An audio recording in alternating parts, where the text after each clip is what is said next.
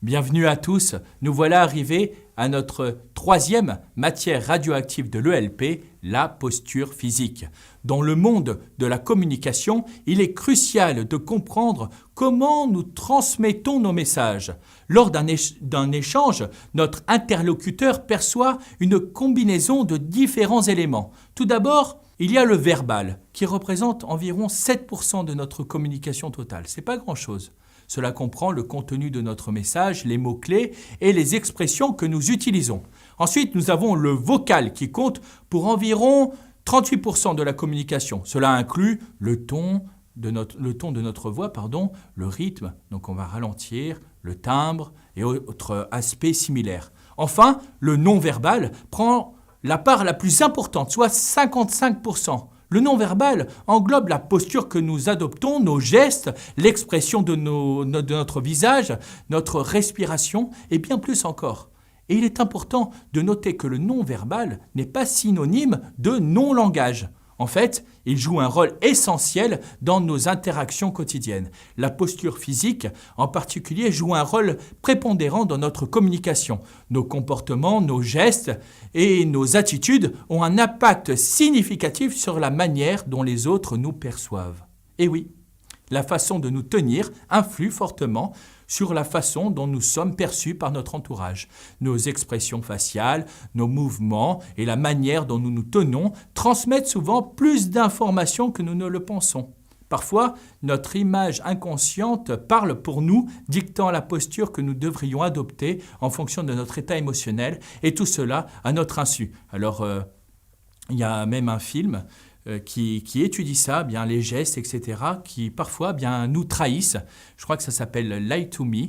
Et il y a également, si vous voulez étudier la synergologie, c'est l'étude justement des gestes, des comportements qui indiquent quelque chose de votre intention, de votre état intérieur, etc. Donc vous pouvez étudier.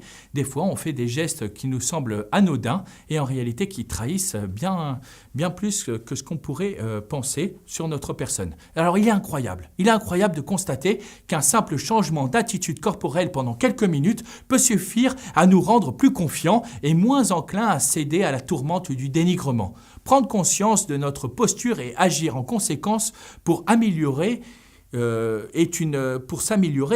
c'est une démarche déjà admirable. Cela peut commencer dès maintenant en adoptant une posture qui favorise une meilleure respiration. Rassurez-vous, notre objectif n'est pas de devenir quelqu'un que nous ne sommes pas, on ne vous demande pas de jouer de la comédie, mais plutôt de devenir la meilleure version de nous-mêmes. N'est-ce pas un objectif noble, inspirant, voire même grandiose ? En choisissant d'adopter une bonne posture, nous choisissons du bien, ne serait-ce que pour notre santé. Oui, bien se tenir, cela peut prévenir également de bien des maux, de douleurs ou même de problèmes articulaires. Et surtout, cela nous offre une respiration plus libre et une cage thoracique plus ouverte, améliorant ainsi notre bien-être général.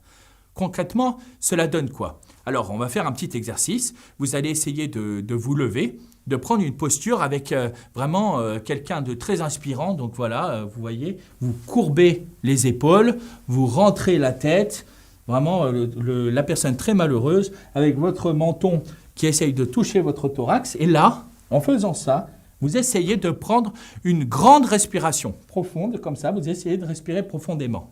C'est difficile, n'est-ce pas ? Voire même impossible. Et en fait, on oxygène moins, son cerveau, et donc on réfléchit moins vite, moins bien, etc. Donc c'est important la posture. Cette posture où on essaye de garder les épaules en arrière, de se tenir droit, d'avoir le thorax qui est vers le haut, de tenir une tête bien, et de prendre, on inspire par le nez profondément, et on souffle par la bouche. Et si vous le faites ça, déjà on se sent mieux. Voilà, se tenir droit et bien respirer peut s'apprendre. Ainsi, être conscient le plus souvent possible de sa posture, la corriger et s'exercer à prendre une posture exprimant la confiance en soi, c'est un bon moyen pour contribuer à la réussite de cette confiance. Vous voulez être une personne confiante, adoptez la posture de cette personne confiante, de votre modèle, de votre idéal. Vous voyez comment il se tient, vous vous tenez pareil.